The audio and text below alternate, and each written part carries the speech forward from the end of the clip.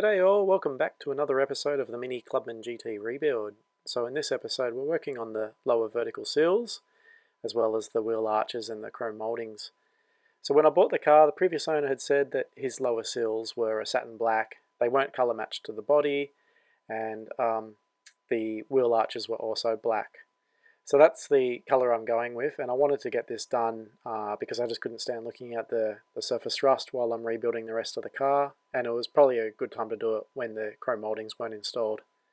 So here's an example of what a lot of the GTs look like. They've got colour matching on the vertical sill to match the body, and some instances cars also have the wheel wells also in the same colour as the body. Here's another example of a GT where it does have the satin black finish as well as the wheel arches being in black. So that's what we're going with on this GT, and I think that is accurate for its period. So bear in mind this GT is a July 71 build, and on the Classic Register website there is some details here on exterior paintwork that the GTs had. And so going down you'll find information on just the exterior features and paintwork, and there's a section in here which will talk about that the vertical sills had a satin black finish. So on the back of that and some other research, we'll go ahead and paint our satin black. So I have to put a disclaimer out there. I'm not a spray painter. I have very limited knowledge in all of that field. I'm not a panel beater, but all I wanted to do here was to put down an epoxy primer coat on that vertical sill. So I'm just getting the panel ready for that paint job. Good news was that there weren't any pinholes or significant rust that would require any panel beating, welding or filling. The panels were in great shape, so just using an abrasive pad here on an angle grinder. I had to do a bit of Dremel work as well with abrasive pads as well, just around where the jack points are, because it's got a reinforced plate welded around them. That was kind of hard for the angle grinder to get all the contaminants off. So it was also a good time to do it here without any of the wheel arches and the chrome trim on. It's much easier to prep the body for paint work without them on there. So that was another reason why we addressed the sills pretty early on in this rebuild. So after the sills were cleaned, sanded and cleaned again, we went ahead and scuffed up the surface using 320 grit, gave it a final wipe with Prepsol, and then prepared it for the application of the epoxy primer. The primer I used is called Fluorite, and it's a 2-pack. It sets really hard. Previously I've used it wet on wet with a base coat, but in this case I put the epoxy primer down and then I waited 7 days before I was going to do the base coat.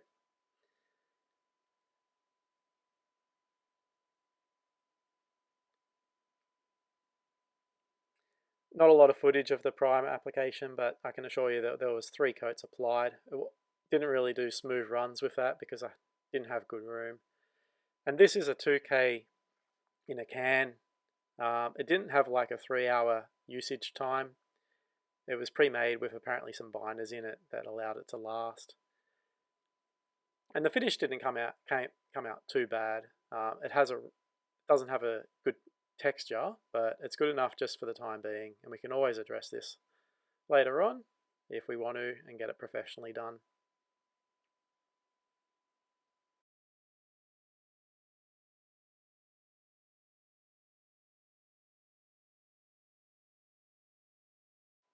I've put this footage back in here because this is a classic illustration of what not to do in installing the chrome mouldings. I'd straightened this chrome moulding out in the sun until it was fully straight and then attempted to install it, and unfortunately I couldn't get around the tight bends. I was using a soft mallet and also a hairdryer to try to work it around the tight bends, but the hairdryer buckled the plastic moulding and permanently deformed it. I kept pushing through, as you can see here, thinking that I could probably fix it, but I think the damage was done on that first wheel arch, and I just kept going along just to try to learn how best to apply this.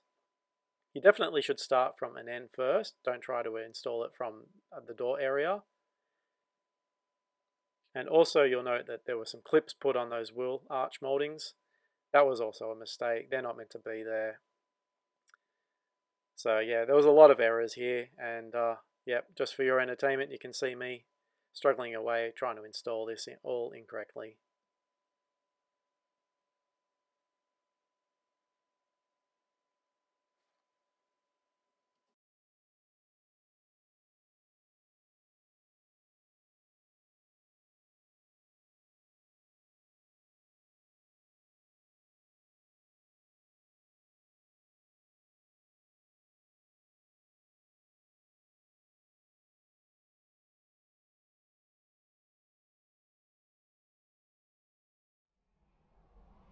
Okay, so since I bodged up this moulding on the wheel arches pretty much everywhere, they're all wrinkled.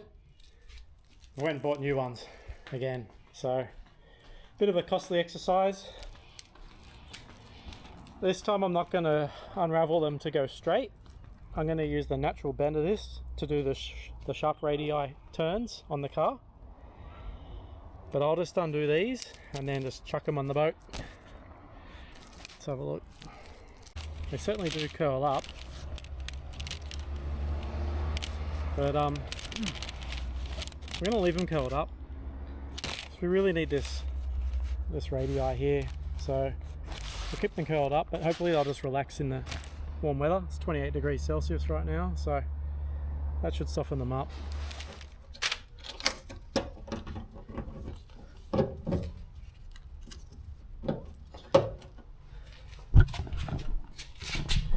Alright, quick tip. If you're having difficulty with the trim, the moulding, I've straightened out the main straight section here out in the sun with putting that in a ruler and just letting that get flat.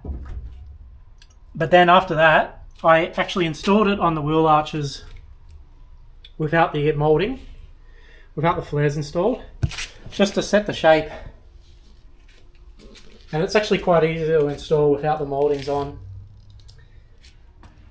So that's that. And now what I'll do is I'll take this off a bit at a time and then install the flares and then reinstall it. The rivets will come at the end. All right, here we go.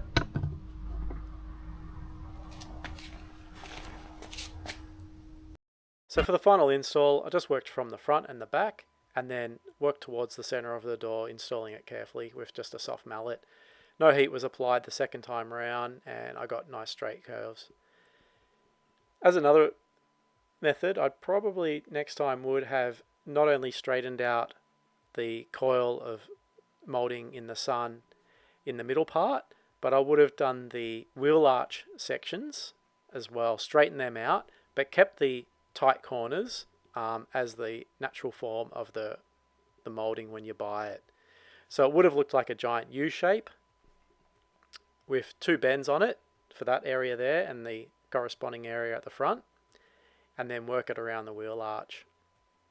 I think that way you won't get any kinks underneath the wheel arches as well, and probably easier to bend around at those sections there.